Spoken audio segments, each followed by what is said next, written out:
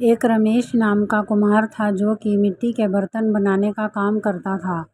रमेश ने मिट्टी ढोने के लिए 5-7 गधे पाल रखे थे। उसका एक लड़का था जिसका नाम था राहुल। राहुल 8वीं कक्षा में पढ़ता था। कोरोना महामारी के कारण राहुल का स्कूल बंद था और वह घर पर रहकर ही पढ़ाई करता था।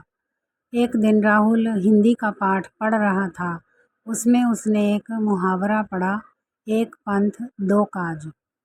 उसने चाक पर बर्तन बनाते अपने पिताजी से पूछा, पिताजी एक पंथ दो काज का क्या मतलब होता है?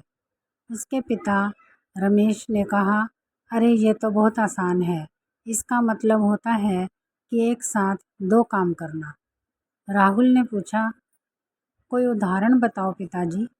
रमेश ने कहा, बेटा जैसे मैं चाक पर काम करते करते मिट्टी के बर्तन खरीदने आने वाले ग्राहकों को बर्तन दिखाकर बेच देता हूँ। काम का काम और दाम का दाम। क्या बात है पिताजी, आपने तो मुहावरा समझाते हुए भी दूसरा मुहावरा बता दिया, राहुल ने मुस्कुराते हुए कहा।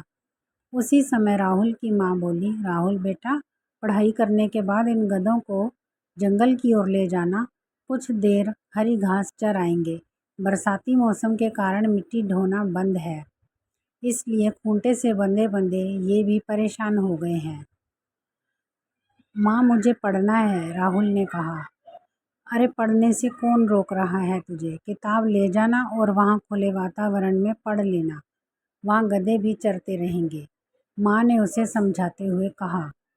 इस बीच रमेश ने कहा, राहुल अभी मैंने तुझे कौन सा मुहावरा समझाया था? राहुल ने कहा, पिताजी एक पंथ दो काज। इस पर रमेश ने कहा, तुम्हारी माँ भी तो यही कह रही है कि गधों को चराते चराते अपनी पढ़ाई भी करते रहना, वहाँ तुझे कोई रोक टोक भी नहीं करेगा। राहुल ने अपने माँ और पिताजी की बात मान ली और वो गधों को लेकर जंगल की तरफ निकल गया।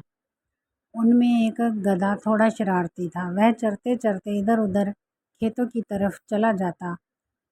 फसल खराब ना कर दे इसलिए उस पर नज़र रखना भी ज़रूरी था। राहुल ने एक तरकीब निकाली ताकि उसे पढ़ाई में रुकावट भी ना आए और उस गधे पर भी निगरानी रहे।